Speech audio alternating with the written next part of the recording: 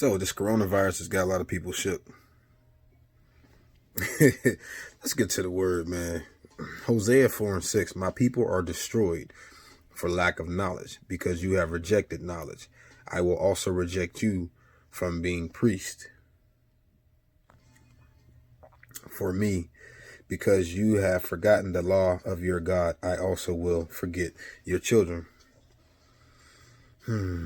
So let me give you some knowledge,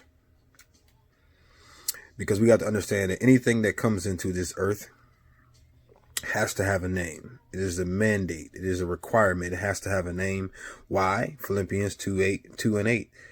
And being found in appearance as on as a man, he humbled himself and became obedient to the point of death, even the death of the cross. We're talking about Jesus.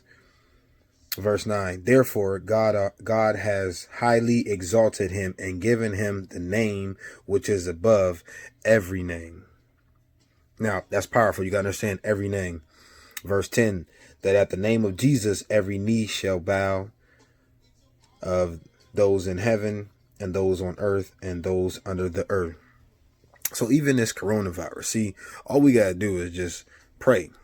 That's all we got to do. You know, we can sit here and pray and it can be defeated. A lot of us just don't know really what to do. We're really not taught what to do. And so we try to prepare for things, you know, even like hurricanes. See, hurricanes, you know, have a name as well, too. We have time to evacuate or we have time to pray. But a lot of people ain't coming together and praying.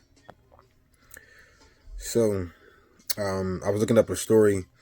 I'm thinking it happened in March 14th, but the article was on March 25th, 2019. It was a tornado that came through and took 23 people. And it was a family. You can see the picture. It was a family and they were in the room, grandma's prayer closet. That was the only room standing up. This is not coincidence. What is God trying to tell us? Deuteronomy 32:30. How could one chase 1,000 and two could put 10,000 to flight? Unless the rock has sold them, the Lord has surrendered them. See, all we got to do is just come together as believers and pray, and the virus will be gone. People can be healed. Leviticus 26:8. 5 of you will pursue 1,000, and 1,000 of you will pursue 10,000 of your enemies will fall by the sword by you. So what else is we looking at too? Some people are like, oh, but the Simpsons predicted it.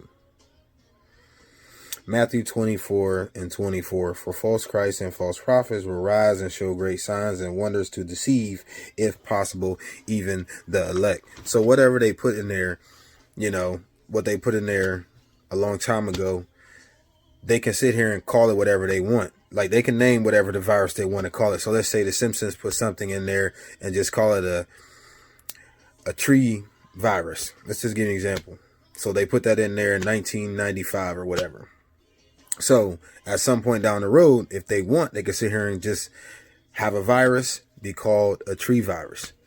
So see, we got to understand, you know what I'm saying, what God is saying. Like I said, we can sit here and pray. You ain't got to worry about it. A lot of times, you know, when we go to the doctors, God allows us to get the diagnosis so we can bring it back to God so we can know what to pray.